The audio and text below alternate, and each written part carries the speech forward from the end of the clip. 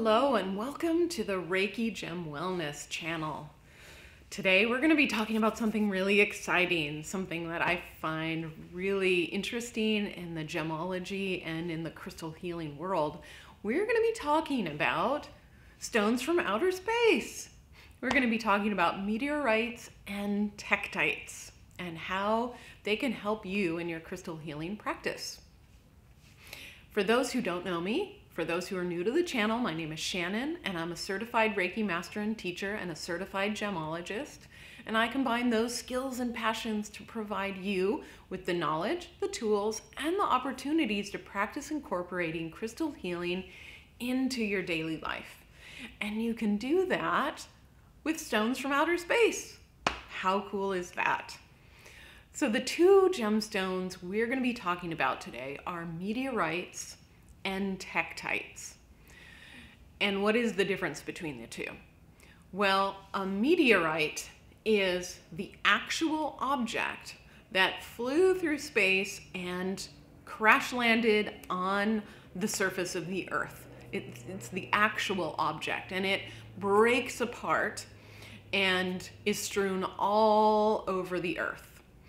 And so a meteorite is a tiny bit of that actual meteor.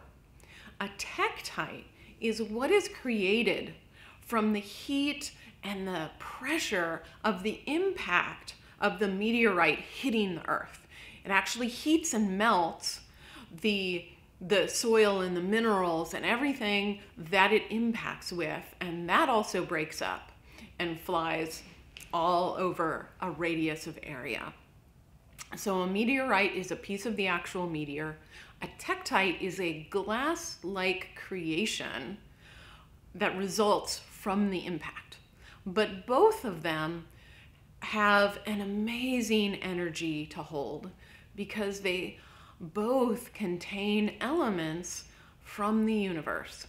So consider that a meteor has flown through who knows how far through the galaxy before it hit Earth. It picked up debris and minerals and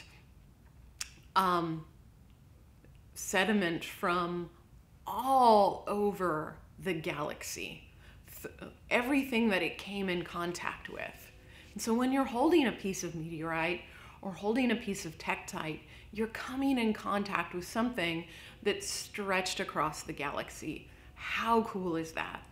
And its energy is so expansive. And I'll be doing some videos specifically on meteorites and tektites and some guided meditations in the future. But today I just want to tell you about what they are. And so where do you get them? A meteorite, you can buy them and you can hunt them. They are very expensive, and then there is an enormous opportunity for fraud. So if you're going to buy a piece, make sure you buy it from a really reputable place. Look up a store's reputation. But since it is made up of mostly iron, it can be simulated. Somebody can sell just a regular earthly man-made object and call it a meteorite. So really be careful. The same goes with tektite, especially the variant called Moldavite, which is a wonderful, wonderful stone.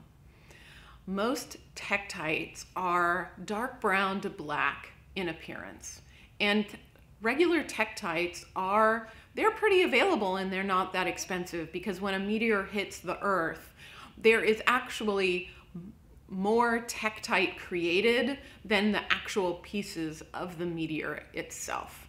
So there's more tektite available on the market and it's not that expensive. It's pretty easy to get. But Moldavite is a lovely olive green in color and it's a little see-through.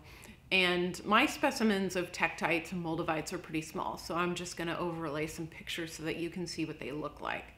But when you're buying moldavite raw, it's pretty easy to recognize that it's genuine. It's got a pretty distinct pitted appearance.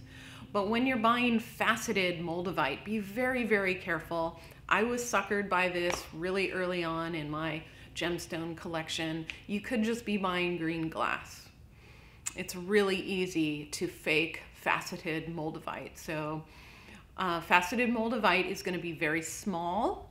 It's not going to be huge carats, and it's going to be expensive because faceting quality moldavite is pretty hard to find. Now, moldavite is a tektite. It comes from a crater in the Czech Republic. Its strewn area is really large, but it has been picked out by farmers for hundreds of years, and so the availability of moldavite is really decreasing as time goes on. Like, it's eventually going to be gone. So if you're interested in getting some moldavite, I would get it now. Again, buy it from a reputable source before it's gone for good. It used to be gathered, like I said, farmers tilling their fields, they would find it and pick it up, but now people actually hunt for it. So the availability of moldavite is decreasing rapidly. So I would add some to your collection now. Now, if you're gonna hunt for meteorites, that's a pretty fun experience. I haven't done it, but it's on my gemology bucket list. There are some areas in Texas, but you can Google strewn fields. That is what a meteorite location is called. So the meteor hits the earth, creates an impact site, and then it breaks up, and the impact itself causes like dirt and rocks and bits of the meteorite to just fly everywhere in a huge radius, and that's called a strewn field. And locating them via Google is pretty easy to do. And also, locating meteorite, you can do that using a metal detector because it's mainly iron. However, it's not very common. You can be looking all day long and just find bottle caps. And strewn fields are also often on private property. So finding areas that's public that you can search and actually find some, pretty rare. And also, a lot of these strewn fields are decades old, so there's a fair amount of soil and sediment that has accumulated over the years, and you're gonna have to dig a little deeper for these as well. So not very common to find, but still a fun hunting experiment. So I have heard, and I would like to do, because there are some strewn fields in Texas. And so you can go out and find it. Finding tektites is a little harder because they aren't picked up on the metal detectors. You just have to dig for those. But if you are in an area in which you found meteorite, then tektite is probably around there as well. So you can buy them, you can hunt for them,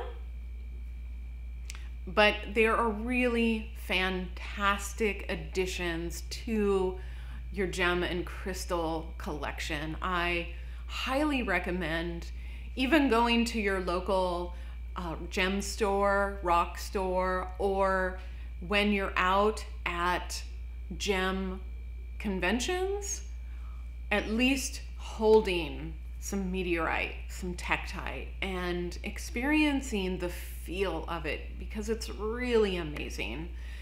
It's really expansive. It makes you feel much bigger and than you are, and larger than your body.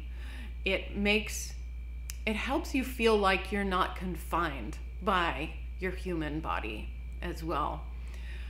And that can be a little overwhelming too. So if you're meditating with it, make sure to have some, black tourmaline or some hematite with you to kind of counter that if you're starting to feel a little overwhelmed by it, a little too open, like you're getting lost. So I hope you enjoyed this video about meteorites and tektites, and that you're curious to go and get some for your collection or hold it and feel it. And if you have any questions about meteorites and tektites, make sure to ask them in the comments below. And if I don't know the answer, then I will try to find out for you.